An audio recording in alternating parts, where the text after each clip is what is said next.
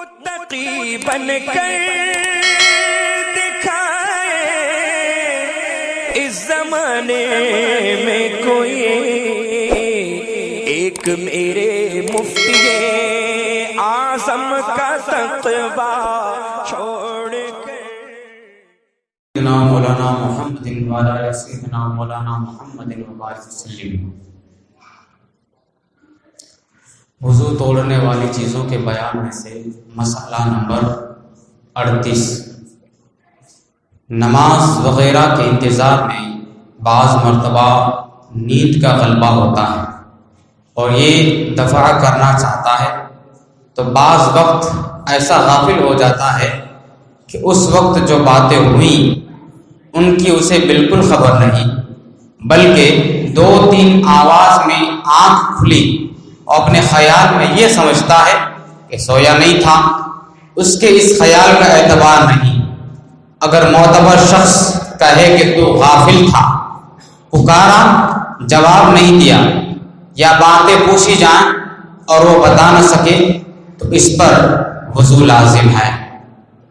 اکثر آپ نے دیکھا ہوگا جمعہ کے دن جب خطیب جو ہے تقریر کرتا ہے تو کئی ایسے بیچارے تھکے ہوئے لوگ ہوتے ہیں کہ جو سو جاتے ہیں، بیٹھے بیٹھے آنکھ لگ جاتی ہے۔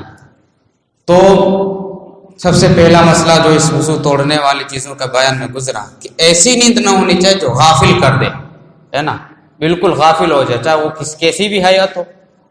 تو اگر اس طرح سے ہو گیا کہ بالکل غافل ہی ہو گئے اور اتنا غافل ہوا کہ قریب والے شخص نے اسے 2-3 آواز دی، اس کو نام لے کر پکارا، پھر بھی آواز نہیں دی، پھر جھنجھوڑ کر کے اس کو اٹھایا گیا، جب اٹھا آنکھ کھلی تو اب وہ انکاری ہو گیا۔ اب وہ کہتا کہ میں سویا نہیں تھا، میں تو بس ایسے ہی آنکھ لگ گئی تھی، سویا نہیں تھا۔ تو پھر اگر وہ نہ کہتا ہے کہ میں سویا نہیں تھا تو پھر اسے باتیں پوچھی جائیں، یعنی جو خطیب نے تقریر کی ہے، تقریر میں جو ہے کیا کیا باتیں کی اور کیا کیا انہوں نے فرمایا تم بتاؤ۔ اگر وہ نہ بتا پائے تو سمجھ جاؤ اس کا وضو ٹوٹ گیا، وہ سو گیا تھا، سمجھ گئے، ہے نا۔ تو یہ خیال رکھیں کہ بالکل غافل ہو جانے سے، اس طرح سو جانے سے کہ بالکل خیال ہی نہ رہے، کسی کی آواز کی طرف دھیان نہ جائے، ہے نا، تو وضو ٹوٹ جائے گا۔ فائدہ بتا رہے حضرت کہ انبیاء علیہ السلام کا سونا ناقض وضو نہیں، وضو نہیں توڑتا، ہے نا۔ ان کی آنکھیں سوتی ہیں، دل جاگتے ہیں۔ علاوہ نیند کے، یعنی نیند سے وضو انبیاء کا نہیں ٹوٹتا۔ اب نیند کے علاوہ جو دوسرے نواقض وضو ہیں اس کا کیا؟ تو فرمایا کہ علاوہ نیند کے ناقص سے انبیاء علیہ السلام کا وضو جاتا ہے یا نہیں، اس میں اختلاف ہے نا، اس میں علماء کا اختلاف ہے۔ صحیح یہ ہے کہ جاتا رہتا ہے، صحیح یہ ہے، راجح قول یہ ہے کہ جاتا رہتا ہے، بوجہ ان کی عظمت شان کے، ان کی شان کے اعتبار سے، نہ کہ بسبب نجاست کے، نجاست کی وجہ سے نہیں ہے، بلکہ ان کی شان کی وجہ سے ہے کہ نجاست تو کیا کہ نجاست ان کے فضلات، ان کے جو بھی بول و براز ہیں، ان کے فضلات شریفہ طیب و طاہر ہیں، جن کا کھانا پینا ہمیں حلال اور باعث برکت ہے کہ نہیں۔ انبیاء کرام کے فضلات کو، جو بچی ہوئی چیزیں ہیں ان کو کھانا پینا جو ہے ہمارے لیے حلال اور باعث برکت ہے۔ باقی جو وضو ٹوٹ جائے گا راجح قول یہ ہے، لیکن یہ ان کی شان کی عظمت کے اعتبار سے، نہ کہ نجاست کی وجہ سے، یاد رکھیں۔ مسئلہ نمبر 39، بے ہوشی اور جنون، غشی، اتنا نشہ کہ چلنے میں پاؤں لڑکھڑائیں، ناقض وضو ہیں۔ جنون یعنی پاگل پن کا دورہ شروع ہو جاتا ہے کسی کو، تو اس حالت میں بھی وضو ٹوٹ جاتا ہے۔ بے ہوش ہو گیا بندہ، ایسے غشی تاری آ گئی تھوڑی دیر کے لیے، تبھی وضو ٹوٹ جائے گا۔ مسئلہ نمبر 40، بالغ کا کہا یعنی آواز سے ہنسی کہ آس پاس والے سنیں، اگر جاگنے میں رکوع سجدہ والی نماز میں ہو وضو ٹوٹ جائے گا اور نماز فاسد ہو جائے گی۔ 3 چیزیں ہیں ہنسنے کے متعلق، 3 چیزیں یاد رکھو۔ ایک ہوتا ہے قہقہا، قہقہا کا مطلب ہوتا ہے بلند آواز سے ہنسنا، ہے نا، بلند آواز سے، اتنی بلند آواز کہ آس پاس والے لوگ سن سکیں، اس کو کہتے ہیں قہقہا لگانا۔ اور دوسری بات ہے ضحک یعنی ہنسنا۔ ہنسنا کس کو کہتے ہیں کہ خود سنے پاس والا نہ سنے۔ اور تیسری چیز ہے تبسم، مسکرانا، یعنی صرف اس میں دانت ظاہر ہوتے ہیں، نہ تو آس پاس والا سنتا ہے نہ تو وہ خود سنتا ہے اس کی آواز کو۔ تو تین چیزیں قہقہا، ضحک اور تبسم۔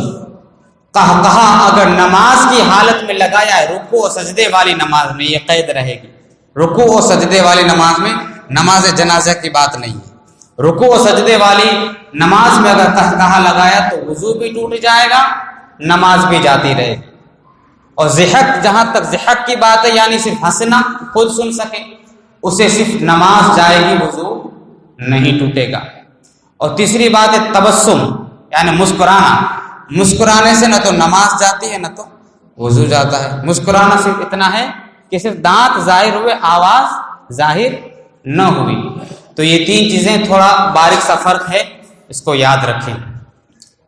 اور پھر آگے فرمایا کہ اگر نماز کے اندر سوتے میں یا نماز جنازہ یا سجدے تلاوت میں قہقہا لگایا تو وضو نہیں جائے گا، وہ نماز فاسد ہو جائے گی یا سجدہ فاسد ہو جائے گا، لیکن وضو فاسد نہیں ہوگا۔ کس میں؟ نماز جنازے میں قہقہا لگایا، سجدے تلاوت میں جو قرآن پاک ہم پڑھتے ہیں 14 سجدے آتے ہیں، آیت سجدہ تلاوت کی اور سجدے تلاوت کیا، تو اگر اس میں قہقہا لگا دیا تو وضو نہیں ٹوٹے گا، البتہ سجدہ ساقط ہو جائے گا۔ اور جو ہے نیند کی حالت میں، یعنی وہ نیند کی حالت میں جو سو جاتا ہے بندہ نماز میں، ہے نا، وہ حالت کہ جو حالت پیچھے گزری کہ جس سے وضو نہیں ٹوٹتا ہے، تو اس کی بات چل رہی۔ سونے میں اگر قہقہا لگا دیا نماز کے اندر، سونے میں، سوتے میں، تو جو ہے وضو نہیں جائے گا۔ جو پیچھے حالت جو گزری ہے نا، جس میں ایسی حیت پر سویا نماز کے اندر کہ جس سے وضو نہیں ٹوٹتا ہے، اگر اس سوتے کی حالت میں اگر قہقہا لگایا تو وضو نہیں جائے گا، یاد رکھیں۔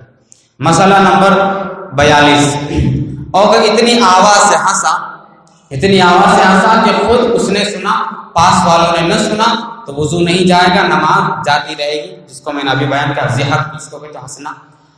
مسئلہ نمبر 43، اگر مسکرایا کہ دانت نکلے اور آواز بالکل نہیں نکلی تو اس سے نہ نماز گئی نہ وضو جائے گا، ہے کہ نہیں۔ مسئلہ نمبر 44، مباشرت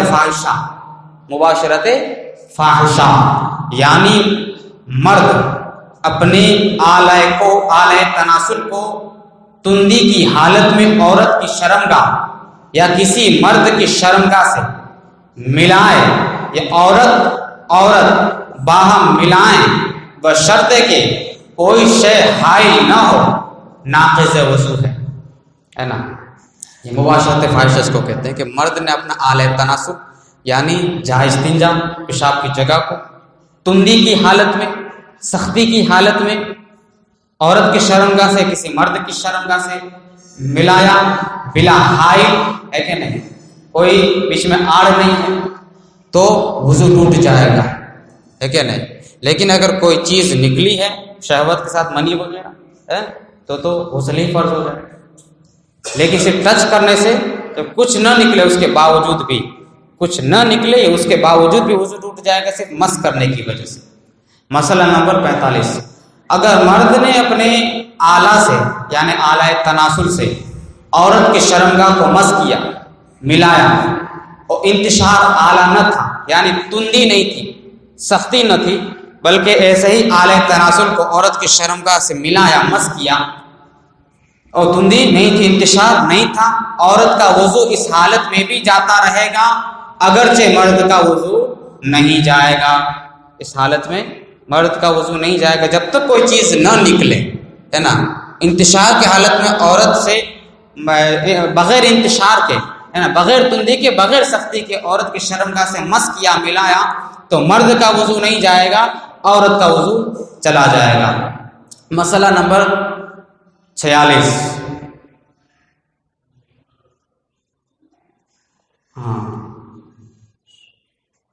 مسئلہ نمبر 48 سنیں۔ عوام میں یہ مشہور ہے کہ گھٹنا یا ستر کھولنے کہ اپنا پرایا سطر دیکھنے سے وضو جاتا رہتا ہے. یہ لوگ کہتے ہیں کہ گھٹنا دیکھنے سے، کسی کا سطر عورت دیکھنے سے وضو چلا جاتا ہے. یہ مشہور ہے عوام میں. فرماتے یہ محض بے اصل ہے، کوئی بات نہیں. ہاں وضو کے آداب سے ہے کہ ناک سے زانوں کے نیچے تک سب سطر چھپا ہوا رہے، ہے نا. یہ وضو کے آداب میں سے اتنا جو ہے حصہ چھپا ہوا رہے. بلکہ استنجا کے بعد فوراً ہی چھپا لینا چاہیے کہ بغیر ضرورت ستر کھلا رہنا منع ہے. اور دوسروں کے سامنے ستر کھولنا تو یہ تو حرام ہے کہ نہیں. لیکن اس کو دیکھنے کی وجہ سے اگر جو ہے دیکھا کسی کا سطر، جان بوجھ کے دیکھا ہے بغیر ضرورت کے، تو گنہگار بھی ہوگا. دیکھنا بھی منع ہے کسی کا سطر کو دیکھنا. لیکن اسے وضو نہیں جائے گا. جان بوجھ کے دیکھا تب بھی وضو نہیں ٹوٹے گا. البتہ اس نے گناہ کر لیا حرام کا کہ دیکھنا منع تھا پھر بھی اس نے دیکھ لیا. ایسے اس کو کھولنا نہیں چاہیے تھا، ہے نا. بغیر ضرورت کے کھولنا بھی نہیں چاہیے. اور سب کے سامنے کھولنا یہ تو حرام ہے. اگر سب کے سامنے کھولا تو وہ حرام کا مرتکب ہو جائے گا. لہذا یہ یاد رکھیں کہ کسی کا سطر عورت کھل گیا اور اس پر نظر پڑ گئی یا جان بوجھ کے کسی نے دیکھا تو اس کے دیکھنے کی وجہ سے وضو نہیں ٹوٹتا ہے. بس اب آگے کا جو بیان ہے وہ متفرق مسائل ہیں. یہاں تک آپ نے جو ہے وضو توڑنے والی چیزوں کا بیان سنا. اب اس کے بعد یہ آخری بیان ہے، 1.5 صفحے کا ہے. متفرق مسائل ہیں، الگ الگ مسائل ہوں گے. اس کے بعد انشاءاللہ تبارک و تعالی غسل کا بیان شروع ہو جائے گا. اگر اس بیان میں مجھ سے کہیں بھول خطا ہوئی ہو تو اللہ کی بارگاہ میں معافی کا طلبگار ہوں. استغفر اللہ ربی من کل ذنب و اتوب الیہ. لا الہ الا اللہ.